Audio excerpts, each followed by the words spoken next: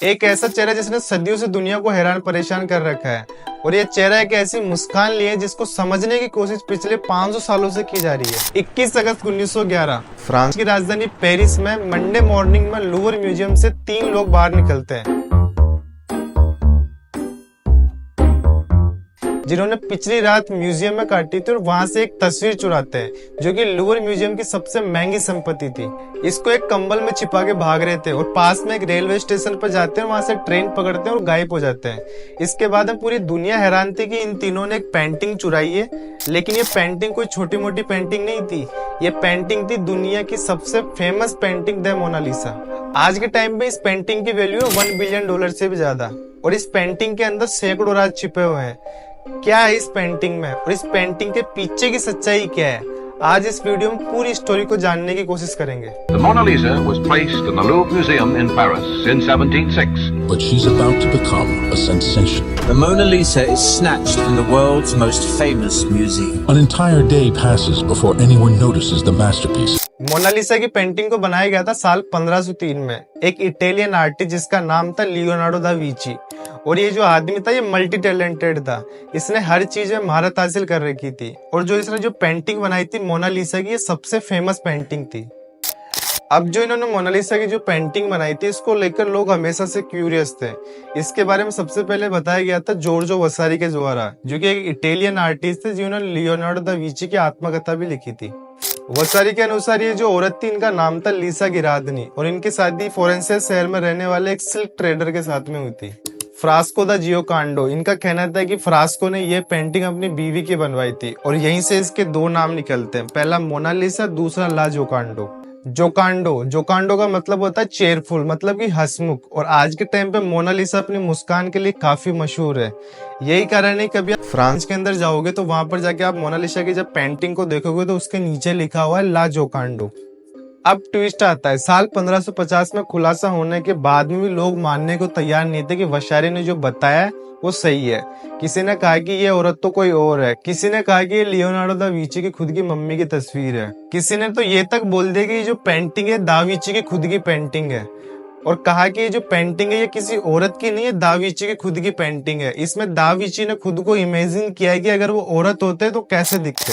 लेकिन फ्रांस शहर में रहने वाले एक प्रोफेसर ने इस चीज पर 25 साल तक रिसर्च करा, और साल 2004 में उनको इस चीज का क्लियर एविडेंस मिला और बताया कि जो तस्वीर बनाई गई थी ये लिसा की है। अब सवाल ये उठता है कि दा विंची इटालियन थे, मोनालिसा इटालियन थी, तो ये पेंटिंग फ्रेंच में क्यों है? तो इसके पीछे का रीजन ये है कि साल 1516 में फ्रेंच के राजा ने दा विंची को इनवाइट किया और बोला कि यहाँ पर आके आप रहने लग जाओ।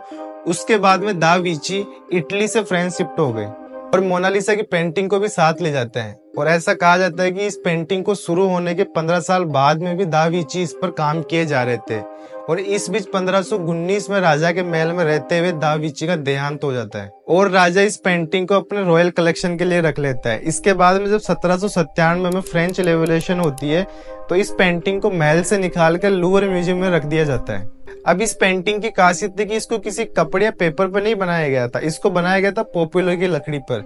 और ये फोटो ज्यादा बड़ी नहीं थी, 77 सेंटीमीटर लंबी और 53 सेंटीमीटर चौड़ी। यही रीजन है मोनालिसा की स्माइल का।